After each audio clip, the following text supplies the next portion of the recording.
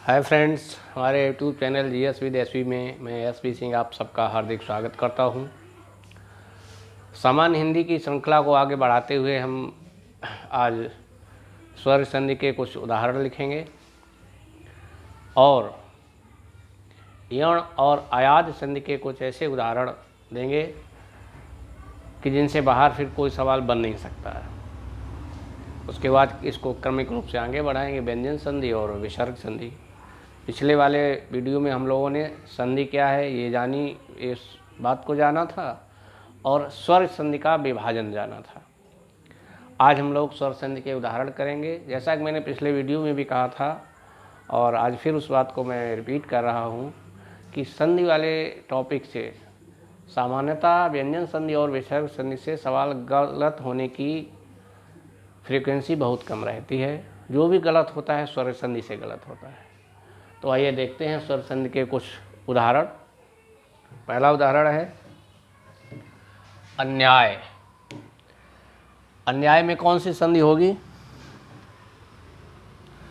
अन्याय में है, ठीक है, किसी भी शब्द में संधि पहचानने के लिए उसका संधि विच्छेद आना चाहिए। बेसिक बात यही है। उसके बाद आप अपने अनुभव के आधार पे, अभ्यास के आधार पे कुछ ट्रिक भी ईजाद कर लेते हैं, लेकिन अल्टीमेट चीज़ वही है कि आपको शब्द का विच्छेद आना चाहिए। अब हर शब्द का विच्छेद एक सामान्य परीक्षार्थी नहीं कर सकता। उसका तरीका ये है कि जो भी एक दो गाइड या किताब या जो मटेरियल हमारे द्वारा मिले उसको आप बार बार पढ़ें तो फिर दिमाग काम करने लगता है। और मैं फिर आपको बता दूं कि सामान्य हिंदी में 90%, 95%, 98% तक लोग सही करते हैं। ये वो लोग हैं जिनकी पृष्ठभूमि हिंदी नहीं है या संस्कृत नहीं है। इस भ्रम को बिल्कुल दिमाग से निकाल दें कि हिंदी में बहुत अच्छा स्कोर करने के लिए हिंदी पृष्ठभूमि या संस्कृत पृष्ठभूमि होनी ज़रूरी है। कतई ज़रूरी नहीं है। बस थोड़ा सा एक गणितीय दिमाग रखिए, क्योंकि ग्रामर का मतलब होता है गणित। और उस सिंगल से आप जब ये संधि का टॉपिक सब पूरा ख़त्म हो तब आप अपना स्वमूल्यांकन करेंगे और आप पाएंगे अगर 5 सवाल संधि के आते हैं तो 5 आप सही करेंगे। 50 सवाल अगर हिंदी के आते हैं तो अगर 40 सवाल सही नहीं किए तो मैं ये समझूंगा कि मेरे पढ़ाने में कोई कमी रही। निश्चित रूप से 40 हर बच्चा करेगा, थोड़ा मेहनत कर लेगा वो 45 प्लस हो जाएगा। 47 48 सवाल भी करेंगे आप लोग, और पिछले जो ऑफलाइन बैचेज के बच्चे उन्होंने किए भी हैं। ठीक, तो देखिए अन्याय में कौन सी संधि है, तो हम लोग संधि विच्छेद इसका करते हैं। अन्न,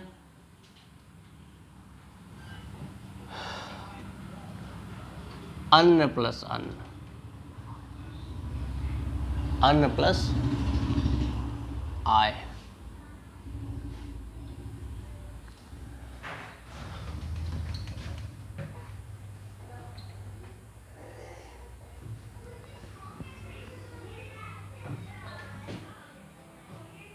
एक सेकेंड।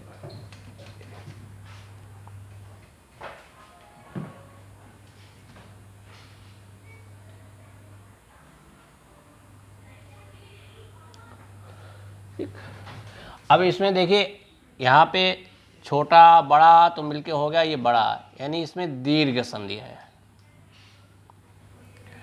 ऐसे ही अतीम में आती रहन ईव, छोटी ई बड़ी होके बड़ी, यानी दीर्घ संधि। ठीक है, अन्याय में बहुत से लोग यण संधि भी कर देंगे, क्योंकि वो कुछ ट्रिक लोग पढ़ते हैं कि 1/2 या वा हो तो होती है, देखिए जबकि बिल्कुल गलत है। अन्वेषण, अन्न, सॉरी अन्न नहीं, अनु,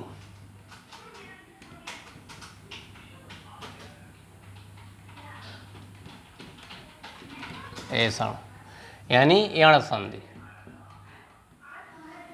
यण संधि। अन्वय, अनु धनवय, सॉरी अनुधन आय। यण संधि। एक एक, 1 + 1 अर्थात वृद्धि संधि।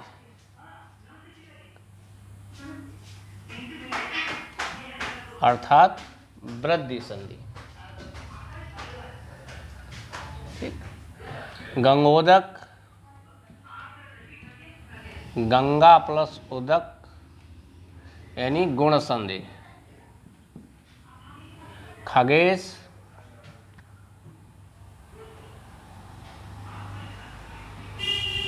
खग प्लस ईस, आ और ई मिलकर के हुआ यानी गुण संधि। चयन, च धन अन।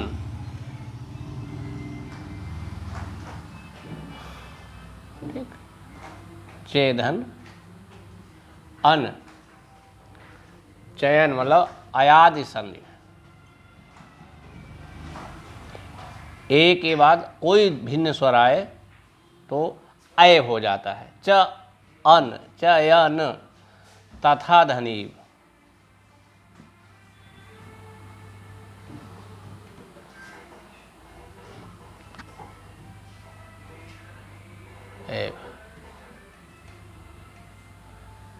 यानी वृद्धि संधि। जलोर में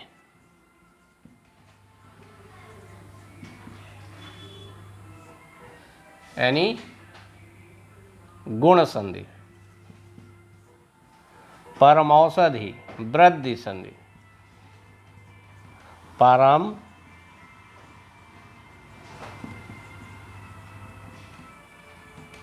औषधि।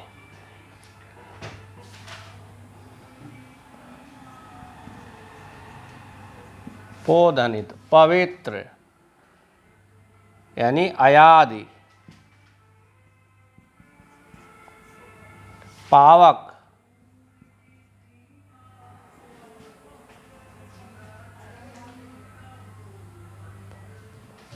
पौ अयादि। मध्यावकाश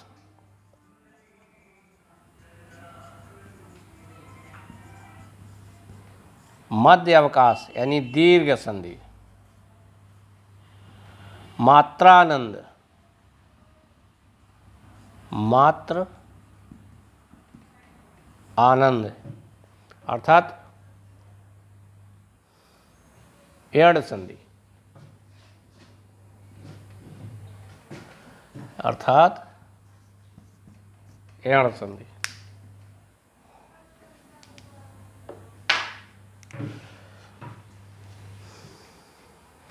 यद्यपि यद्यपि यदि अपि यण रावण रौ धन अन यानी अयादि। ठीक, अयादि संधि। इसके पश्चात देखते हैं लघ्वाकार। लघुधन आकार। उ या ई के बाद जब कोई भिन्न स्वर आता है तो यण संधि हो जाती है।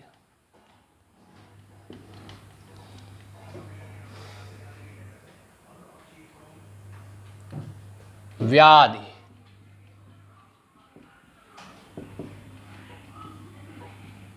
समझ ही गए होंगे, यण संधि। ई के बाद कोई भिन्न स्वर आए। वी ऊ यण संधि बहुत इंपॉर्टेंट है। लोटा र धन ओटा। और इस प्रकार से ये यण संधि हुई। री के बाद जब कोई भिन्न स्वर आए।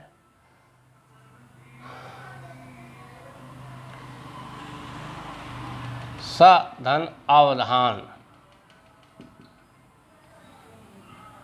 यानी आ और आ ह्रस्व आ और ह्रस्व आ मिलकर के दीर्घ आ हो गया। तो दीर्घ संधि। सुअल्प,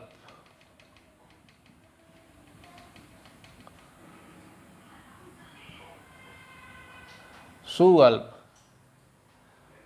ऊ के बाद आ यानी ये हो गया यण।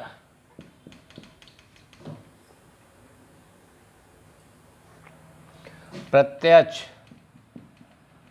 प्रति अक्ष, यण, वी व्यर्थ का, वी धन अर्थ, यण संधि।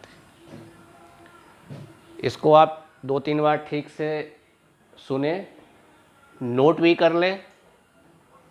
कोई कन्फ्यूजन हो कमेंट बॉक्स में आप ज़रूर कमेंट करें। ये स्वर संधि के कुछ उदाहरण थे जो ना तो बहुत सरल थे ना बहुत कठिन थे, मीडियम टाइप के थे। इसमें जैसे लोटा है तो जब आपको याद होगा तभी आप कर पाएंगे संधि विच्छेद। अब इसकी जो ट्रिक है उस पर भी नज़र डाल लेते हैं। देखिए अभी हम लोगों ने पढ़े थे स्वर संधि के 5 भेद होते हैं, दीर्घ स्वर संधि, गुण स्वर संधि, वृद्धि स्वर संधि, यण स्वर संधि, अयादि स्वर संधि। अब दीर्घ स्वर संधि को कैसे पहचानेंगे, ये पहचान लिखी हुई है। संधि पर दीर्घ उच्चारण हो। पिछले वीडियो में मैंने बताया था, फिर मैं रिपीट कर रहा हूं। संधि जिस शब्द में होती है और उसका संधि विच्छेद किया जाता है, जब संधि विच्छेद किया जाता है तो दोनों ही विच्छेदित शब्दों का एक सार्थक अर्थ होता है। यानी दो शब्द जब मिलते हैं तभी संधि बनती है। किसी रूढ़ शब्द में संधि नहीं हो सकती है। आगे हम लोग पढ़ेंगे रूढ़ शब्द क्या होते हैं, यौगिक शब्द क्या होते हैं, रूढ़ योग शब्द क्या होते हैं। रूढ़ शब्द वो होते हैं जिनका सिंगल, जैसे पानी रूढ़ शब्द है। संधि शब्द हिमालय, मतलब दो शब्दों से मिलकर बना है, जो जब हम उनको अलग करेंगे तो दोनों के एक सार्थक अर्थ होते हैं। ये बात अगर आप पकड़ के रखेंगे तो सवाल, बहुत सारे सवाल गलत होने से बच जाएंगे। हाँ, बहुत बार ये होता है हम लोगों को जब शब्द को तोड़ते हैं तो उनका अर्थ नहीं पता होता है, लेकिन बहुत का पता भी होता है। तो ये है कि जब शब्द के जंक्शन पे हम लोग देखें, जहाँ पे ज्वाइंट हुआ है, अगर वहाँ पे उच्चारण दीर्घ है, जैसे ये देखो अतीब, अन्याय, ठीक है, हिमालय, अतीब, हिमालय, विद्यालय, उत्तरायण, ये जंक्शन है जहाँ पे संधि है। उत्तर धन अयन, विद्या धन आलय, हिम धन आलय, अति धन ईब। तो जहाँ जंक्शन पे दीर्घ उच्चारण लगे, बड़ी मात्रा लगे, तो आप समझ सकते हैं यहाँ पे दीर्घ संधि होगी। गुण संधि में क्या है, गुण संधि की पहचान है कि सिंगल मात्रा होगी। यहाँ छोटी मात्रा, बड़ी मात्रा, हर्ष और दीर्घ से मतलब नहीं है। सिंगल मतलब जैसे सुरेश, दिनेश, गंगेश, महेश, देवेश, सूर्य, धन, ईश, आ और ई मिलकर के गुण संधि होती है। हम लोगों ने कल पढ़ा ही था।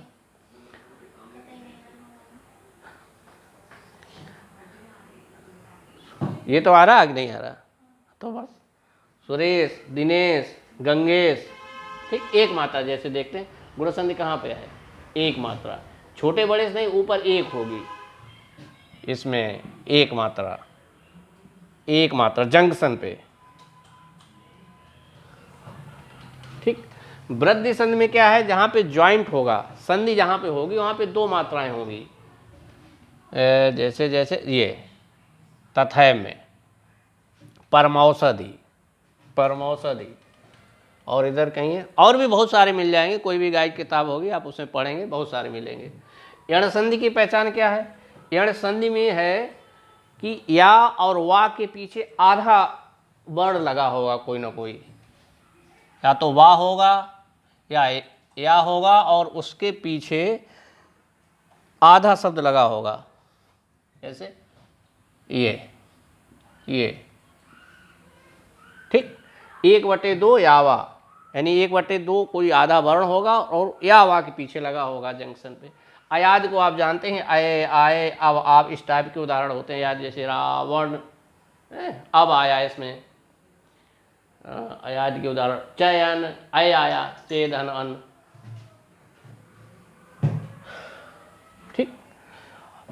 ये इसके उदाहरण देखें, वृद्धि इसके अयाव, शयन, गायन, पवन, पावक, एण संधि के अत्याचार, अन्वय, अत्यधिक, अत्यंत, दो मात्राएं मतलब एक एक, सदैव, ये दो मात्राएं, दो मात्रा है, इसमें सिंगल मात्रा, इसमें जंक्शन पे बड़ी मात्रा कुछ होगी।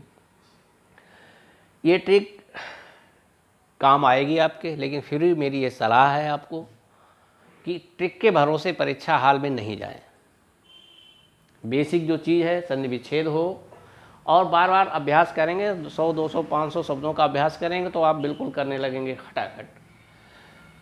हाँ, ये ट्रिक तब काम आएगी जब समयाभाव है, 3-4 सवाल हैं, समय 1 ही मिनट है, आपको देखते ही टिक करना है 1 सेकेंड में, तब आपको ये मदद करेगी। लेकिन कोई भी ट्रिक 100% जैसी नहीं होती है और ना ही ट्रिक के भरोसे परीक्षा हाल में आप जाए, मेरी ये आपको विनम्र सलाह है। ठीक, अब हम लोग देखते हैं यण और अयाज संधि में बहुत गलतियां होती हैं, तो और मुश्किल से गिने चुने शब्द हैं। ताज्जुब की बात यह है कि यण अयाज के उदाहरण बहुत ज़्यादा हैं ही नहीं। अगर दोनों के 20-20 उदाहरण को आप 4 बार लिख करके अभ्यास कर लें तो कभी यण संधि और अयाज संधि का उदाहरण गलत नहीं होगा, कभी गलत नहीं। ठीक, यण संधि के जो एग्जाम्पल हैं कुछ, अन्वेषण, अन्वय, अत्यंत, आद्यंत, अत्यधिक, अत्युत्तम, अन्वीक्षण, उपर्युक्त, ध्वन्यार्थ, दध्योधन, देव्यागमन। ये देवागमन ये दीर्घ संधि है, ध्यान रखना, जबकि ये यण संधि का उदाहरण है देव्यागमन। देव्यागमन का संधि विच्छेद होना होता है देवी धन आगमन, जबकि देवागमन का होता है देवधन आगमन। देखिए दोनों जगह कंटेंट, इधर देवी इधर देवता है, लेकिन संधि दोनों में अलग अलग है। इसमें यण संधि है जबकि इसमें दीर्घ संधि है, दीर्घ स्वर संधि, देवधन आगमन यानी देवागमन, जबकि यहाँ पे ई के बाद आ आने पर या हो गया है। ठीक, ध्यान रखना देव्यागमन और देवागमन में। अब चाहें तो हम इनके संधि विच्छेद भी कर दें। इतने शब्द अगर ध्यान में रखेंगे और जो 2-4 उदाहरण अभी पीछे दिए तो वो ध्यान में रखेंगे। अयाज संधि के गिने चुने उदाहरण हैं श्रावण, सावक, सायक, शयन, रावण, भावुक, भवन, पवित्र, पावक, पावन, पवन, नाविक, नयन, नायक, धावक, चयन, गायन, गायक और गायिका। अगर आप चाहें तो हम इनका संधि विच्छेद भी किए दे रहे हैं, लेकिन थोड़ा सा देखिए दोनों तरीके से कॉन्सेप्ट भी समझे, थोड़ा सा रटने का भी प्रयास करें। रटना कुछ नहीं, ध्यान से पढ़ना है और 2-3 बार लिख के देखना है। जब भी हमने कहा कि ग्रामर का मतलब गणित है और गणित लिख करके ही सीखा जाता है, इसलिए ग्रामर को आप लिख करके सीखेंगे तो 100% सवाल सही कर देंगे आप, 50 में 50, 48-49 तो कर ही देंगे। अनुधनेषण,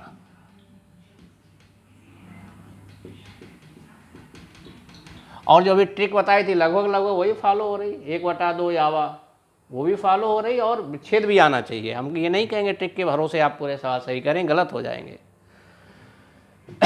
उ औ के बाद कोई भिन्न स्वर आए तो वाह हो गया अनुधन अय। और वैसे भी संधि विच्छेद संधि का इसेंशियल पार्ट है, अनिवार्य हिस्सा है। सवाल ऐसे भी आएगा अन्वय का सही संधि विच्छेद है आ बा ABCD, तो वहां भी ये काम आएगी। अत्यंत, अतिधनांत,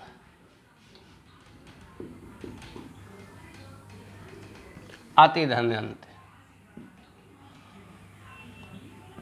आद्यंत, आदि,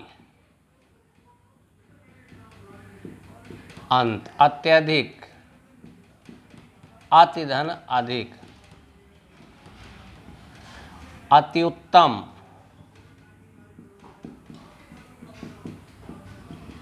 अत्युत्तम, अनुईक्षण,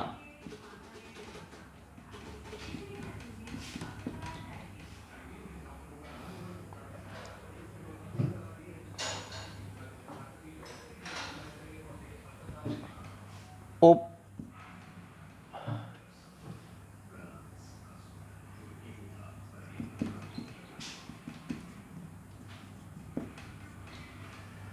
धन्वार्थ ध्वनि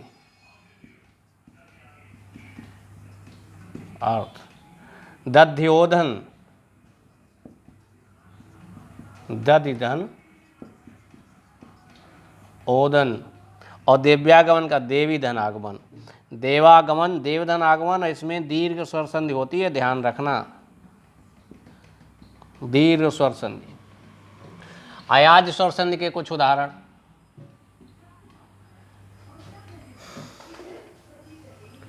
श्रावण श्रौधनन, सावक सौधनक, सायक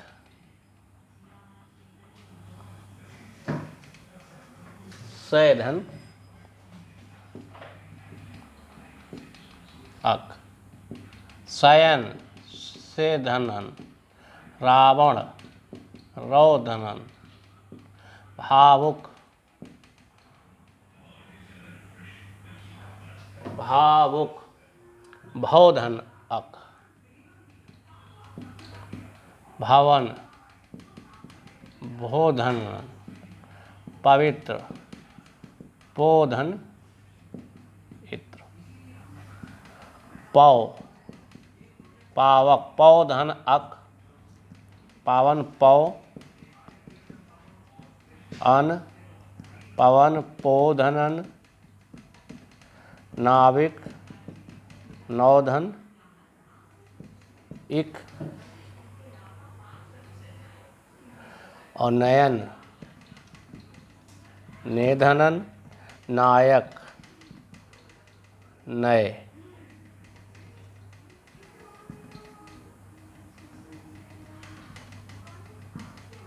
नयधन अक, धावक तौधन अक, चयन चेधनन, गायन गैधनन, गायक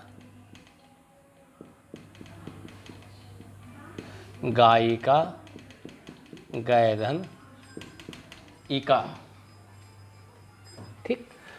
अब कई दफ़े लोग कंफ्यूज होते, कहाँ पे पो है, कहाँ पे पौ है, कहाँ पे भो है और कहाँ पे भौ है, कहाँ पे से है, कहाँ पे सय है, कहाँ पे सौ है। बहुत बेसिक सा कंसेप्ट है। अयाज स्वर संधि में हम लोगों ने पढ़ा था कि यदि किसी शब्द में ए और ओ के पश्चात कोई भिन्न स्वर आए, तो इसका हो जाता था अय और आय, यानी ए होगा तो अय हो जाएगा और अय होगा तो आय हो जाएगा। और वही बात यहाँ पे थी, अब और अब, अगर ओ है तो अब और औ है तो अब हो जाता, वहीं यहाँ हो जाता है। जहाँ पे भी आपको औ दिखता है तो आब हो गया है, आब। जहाँ पे आपको सय दिख रहा है यानी अय की मात्रा है तो आय हो जाएगा, सायक। जहाँ पे आपको ए दिखे यानी से दिख रहा है तो सयन अय हो जाएगा। भवन तो भोधनन, जैसे ही भा बड़ा होगा तो भो का भव हो जाए। देखिए यहाँ भा छोटा है तो ओ की मात्रा यानी ये, और जैसे ही भा बड़ा हुआ तुरंत तो भव हो गया। जैसे भव आएगा तो यहाँ बड़ा हो जाएगा, आ बड़ा है तो भावुक। तो रावण है रौधनन, पावक पौधनक, पावन पौधनन, पवन पोधनन। जैसे यहाँ पे छोटा है तो यहाँ मात्रा भी आपको छोटी कर देनी है, यहाँ पे छोटा है तो यहाँ मात्रा भी छोटी है, यहाँ पे बड़ा है तो मात्रा बड़ी है, बस इतना ध्यान रखना। जैसे नयन तो ए की मात्रा, ना बड़ा है तो आय की मात्रा, नय धनक, बस इतना सा ध्यान रखना है। हमें लगता है आपको कॉन्फिडेंस आया होगा। कोई समस्या हो कमेंट बॉक्स में करें, हम उसका निराकरण करेंगे। और अगला टॉपिक होगा हमारा व्यंजन संधि, उसके बाद विसर्ग संधि, और अंत में फिर एक बात मैं रिपीट करूंगा कि संधि में सामान्यतः जो भी गलतियां होती हैं 80% स्वर संधि में से होती हैं। विसर्ग और व्यंजन में से गलती होने की फ्रिक्वेंसी बहुत कम होती है। इसी के साथ ही एक महत्वपूर्ण टॉपिक था, थोड़ा जटिल टॉपिक था, और इसको देखिए बार बार, और जो भी आपकी रिएक्शन हो ज़रूर दीजिए। बहुत बहुत धन्यवाद।